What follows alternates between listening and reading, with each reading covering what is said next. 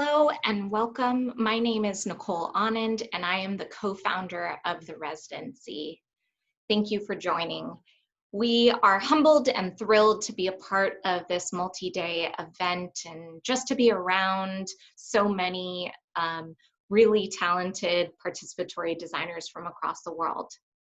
Today's session is about the Residency, which is an emergent global practical learning collective for what we call change designers, which is simply a mix of civil servants, civil society, and social designers and innovators who are all tackling complex public problems.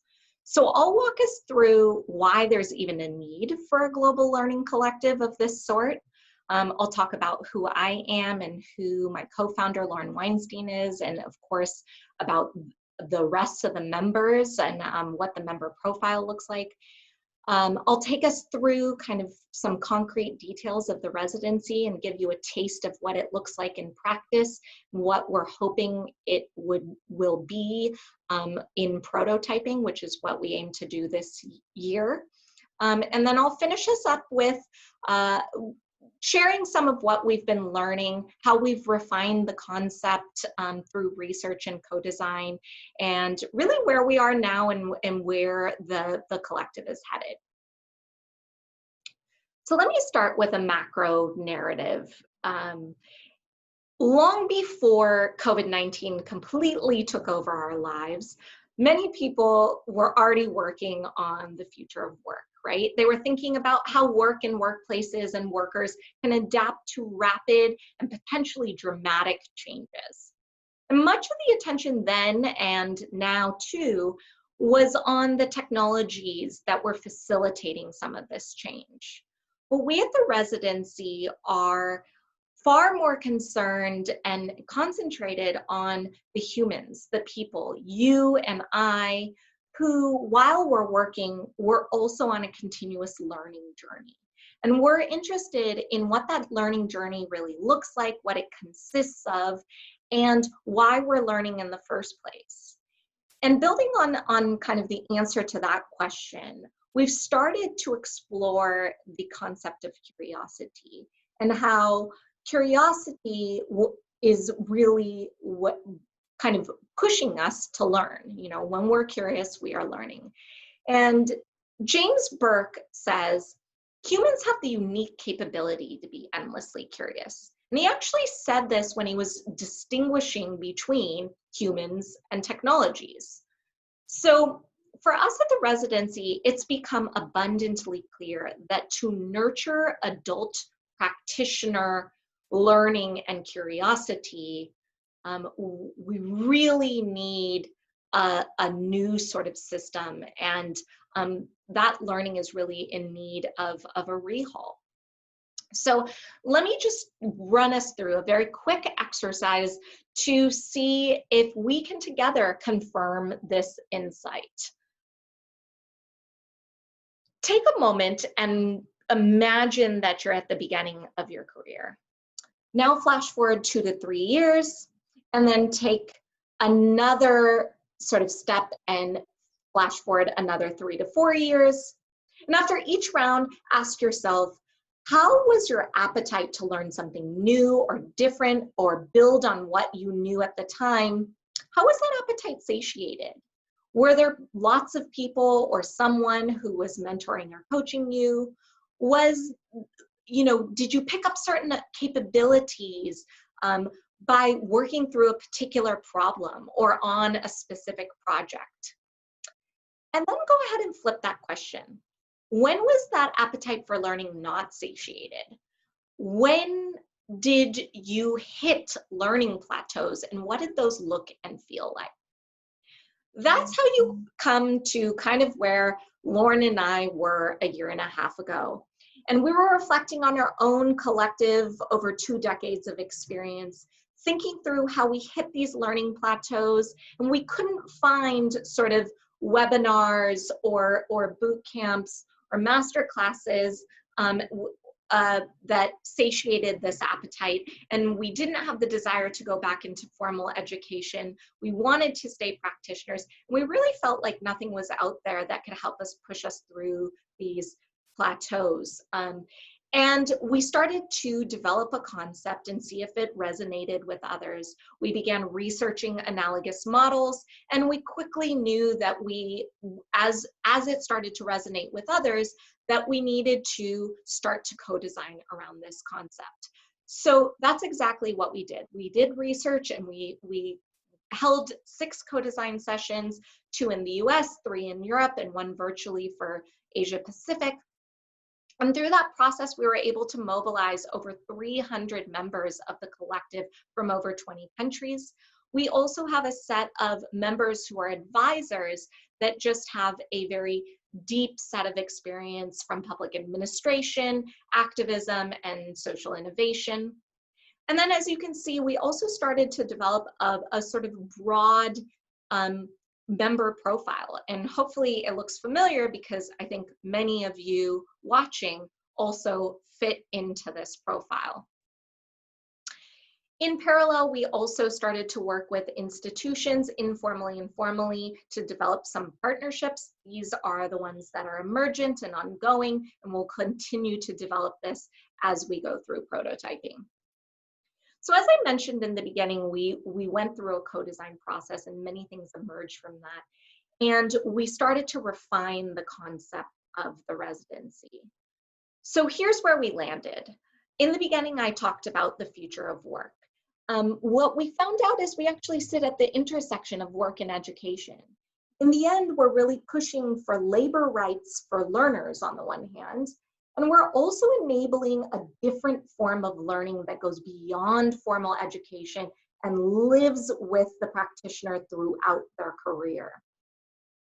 We're also focused on this concept of change design. Again, we're not trying to introduce a new confusing term. We see this as a unifying term that encompasses the many disciplines and activities that are leading socio-political change and innovation.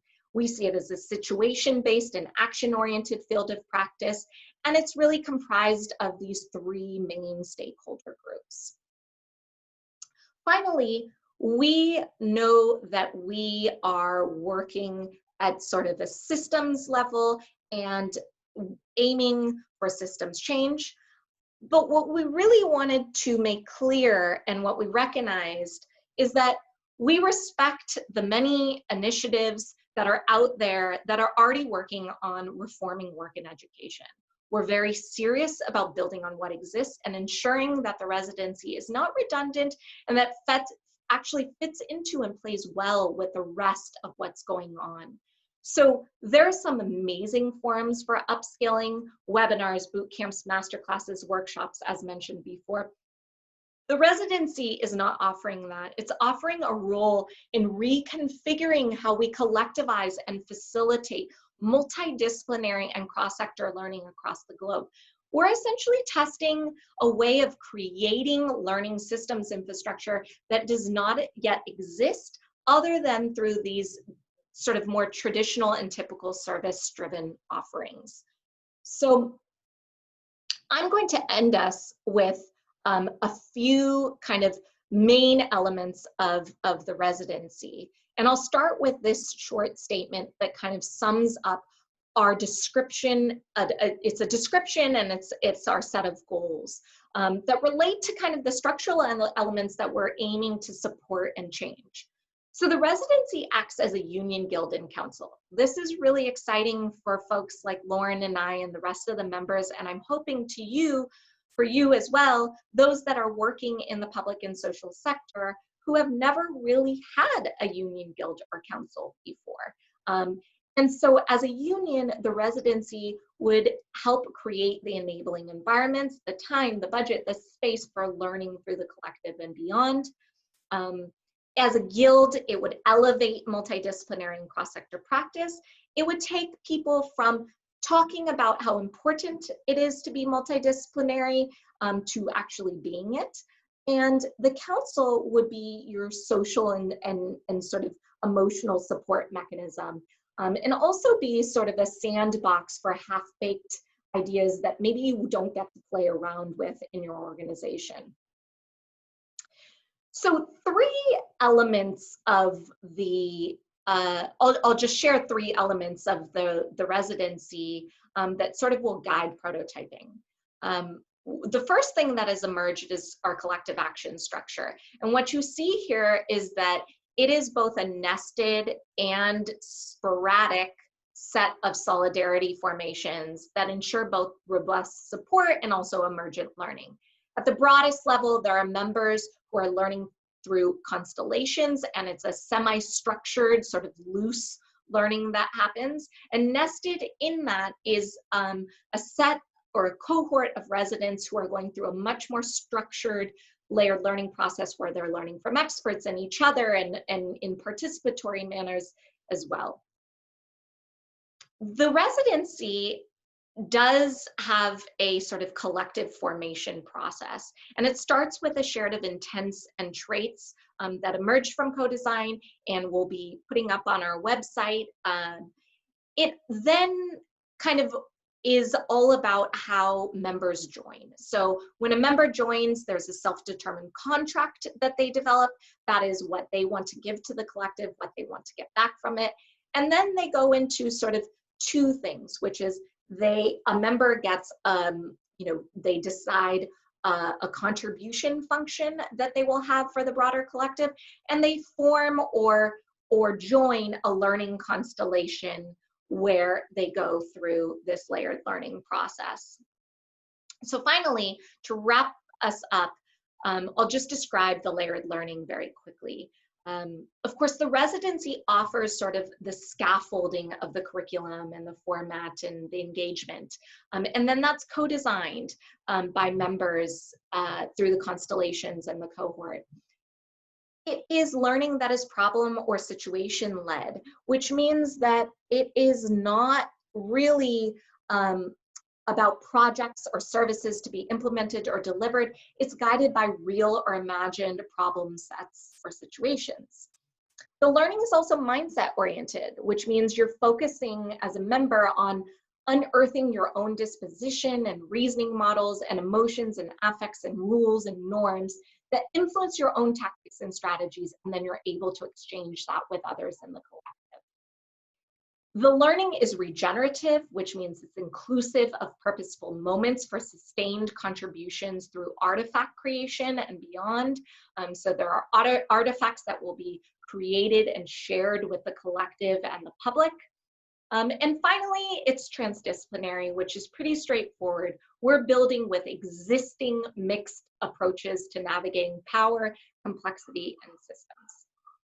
So that's all the time we have for today, but I want to thank you so much for joining. Please stay tuned, reach out to us if you'd like to.